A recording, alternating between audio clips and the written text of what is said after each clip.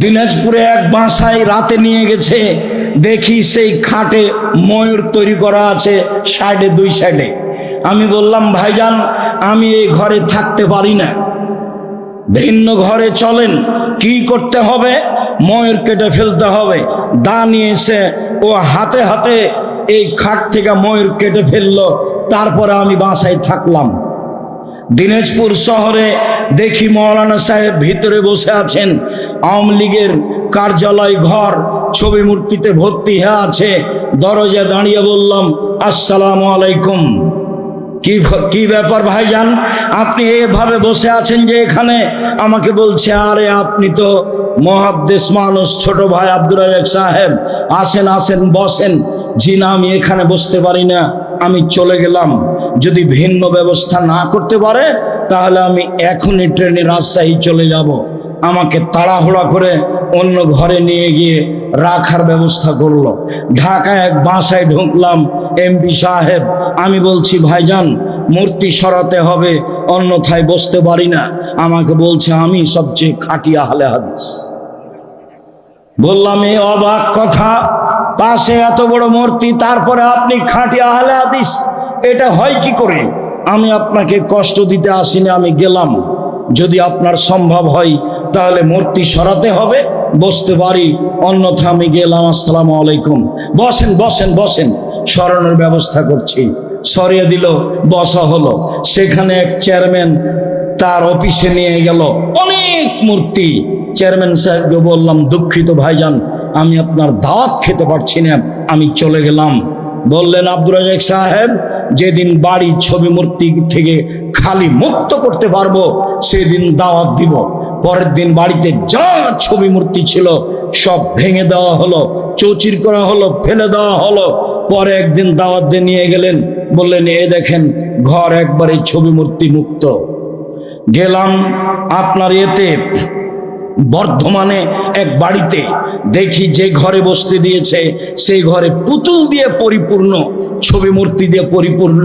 দরজা দাঁড়িয়ে বলছি, আপনি উচ্চ শিক্ষিত মানুষ, একাধিক দিন আপনি আমার সাথে কথা বলেছেন। আমি আব্দুর রাজ্জাক বিন ইউসুফ, না চিনলে না জানলে সেটা আপনার ব্যাপার। যে ঘরে ছবি মূর্তি থাকে সেই ঘরে আমি বসি না।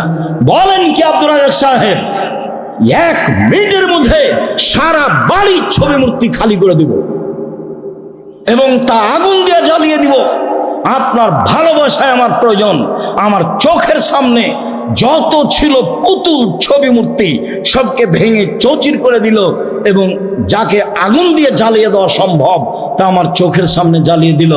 ঠিক আছে বসেন, আপনাকে সম্মান করি, যাতে আপনার সম্মান বজায় থাকবে তা আমি করতে প্রস্তুত। সম্মানিত দিনী ভাই বোন, ওমর রাদিয়াল্লাহু তাআলা আনহু যেই বাড়িতে যেই ঘরে ছবি মূর্তি থাকতো সেই ঘরে তিনি প্রবেশ করতেন না। সালেম বিন আব্দুল্লাহ বলেন,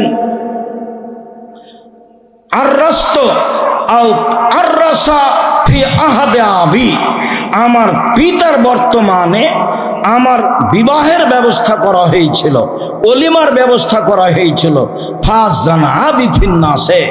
জনগণকে আমার আব্বা দাওয়াত দিয়েছিলেন ওলিমার।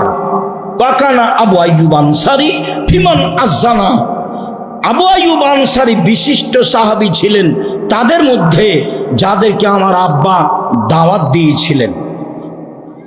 অকাদ 17 বাইতি বেনেজাদিন আখজারা, সেদিন আমাদের বাড়িকে সবুজ চাদর দিয়ে সুন্দর করে ঝকঝক করে সাজানো হয়েছিল, সবুজ চাদর দিয়ে।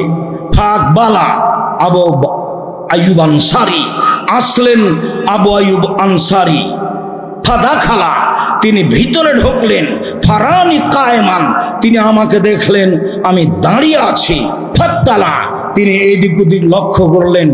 ফারা, তিনি দেখলেন কাদ মুস্তাতারান বাইতি বিনেজাদিন আখজার, আমার ঘরটাকে সবুজ চাদর দিয়ে সুন্দর করে সাজানো হয়েছে, ঢেকে দেওয়া হয়েছে।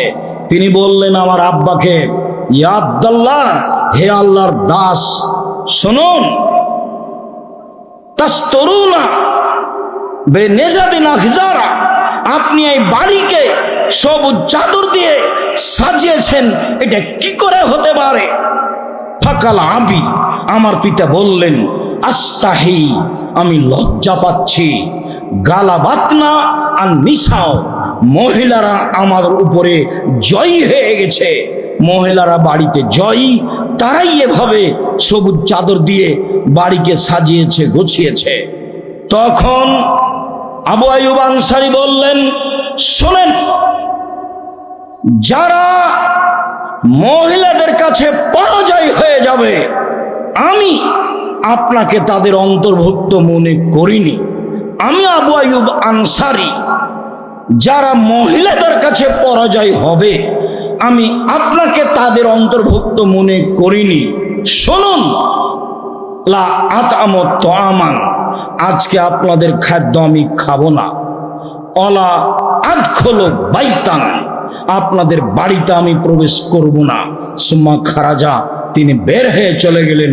আবু আইয়ুব আনসারী যেই বাড়ি সাজানো ছিল সবুজ চাদর দিয়ে, সেই বাড়িতে তিনি প্রবেশ করলেন না, সেখানে তিনি খেলেন না। কত আদর্শ পড়ে আছে জাতির সামনে। সম্মানিত দিনী ভাই বোন, আব্দুল্লাহ ইবনে মাসউদ, এক লোক তার জন্য খাবার প্রস্তুত করলো। আব্দুল্লাহ ইবনে মাসউদ বললেন, তোমাদের ঘরে ছবি মূর্তি আছে কি? তিনি বললেন, হ্যাঁ। তিনি বললেন, যতক্ষণ পর্যন্ত ছবি মূর্তিকে ভেঙে সরিয়ে না দেওয়া হচ্ছে, ততক্ষণ আমি তোমাদের ঘরে প্রবেশ করব না। তাই করা হলো, ভেঙে চৌচির করে সরিয়ে দেওয়া হলো। তারপর আব্দুল্লাহ ইবনে মাসউদ সেই ঘরে প্রবেশ করলেন। সম্মানিত দিনী ভাই বোন, ছবি মূর্তিকে সম্মান করেনি কোনো নবী, ছবি মূর্তিকে সম্মান করেনি ইব্রাহিম আলাইহিস সালাম, ছবি মূর্তিকে সম্মান করেননি আমাদের নবী মুহাম্মদ সাল্লাল্লাহু আলাইহি সাল্লাম। আব্দুল্লাহ ইবনে মাসউদ বলেন, দাখালান নবী সাল্লাল্লাহু আলাইহি ওয়াসাল্লাম কাবা ওয়া হাওলাল বাইতে সিত্তুনা ওয়া সালাসুমিয়া নসক। যেদিন আল্লাহর নবী কাবা ঘরে ঢুকলেন, সেই দিন কাবা ঘরে ছিল 360টি মূর্তি। ফাজালা ইয়ানওতুহা বিউদিন ফিয়াদিহি, তার হাতে একটা লাঠি ছিল, সেই লাঠি দিয়ে তিনি মূর্তিগুলিকে আঘাত করে ভাঙতে লাগলেন আর বললেন, জাল হক, এসেছে সত্য, ওয়াজাহাকাল বাতিল, চলে গেছে মিথ্যা। ইন্নাল বাতিলা, নিশ্চয় মিথ্যা, কানা যাহুকা, চিরদিন মিথ্যা। এই আয়াতটা পড়ে সেই ঘরে যত মূর্তি ছিল সবকে ভেঙে চৌচির করে দিলেন, খান খান করে দিলেন। ছবি মূর্তিগুলি ছিল তার পিতার, মানে ইব্রাহিম আলাইহিস সালামের, ইসমাইল আলাইহিস সালামের মূর্তি ছিল, ইসাক আলাইহিস সালামের মূর্তি ছিল, মানুষ তৈরি করে সেখানে রেখেছিল, সবকে তিনি ভেঙে চৌচির করে দিলেন। শুনুন, আবুল হাইয়াজ আল আসাদি বলেন, কারালি আলী, আলী আমাকে বললেন, আলা বাসুকা মা বাসানিল্লাহ তাআলা, শুনুন, আমি কি আপনাকে সেই দায়িত্বের কথা বলবো না যে দায়িত্ব দিয়ে আল্লাহর নবী আমাকে পাঠিয়েছিলেন? বলেছিলেন, আলী আল্লাহ তাদা তিমসালানিল্লাহ তামাস্তাহু আলা কাবরান মুসলিমিল্লা সাওয়াইতাহু, আলী তুমি ছাড়বে না কোনো উঁচু কবর, সবকে ভেঙে সমান করে দাও। তুমি ছাড়বে না কোনো ছবি মূর্তি, সবকে ভেঙে চৌচির করে দাও, খান খান করে দাও। পৃথিবীর মানুষ মনে রাখুন, ছবি মূর্তি ভাঙার জন্য আমরা জন্ম নিয়েছি, গড়ার জন্য নয়। আমি মুসলিম চির রণবীর, মরণকে করি না ভয়, মরলে শহীদ বাঁচলে গাজী, উভয়ই সমান।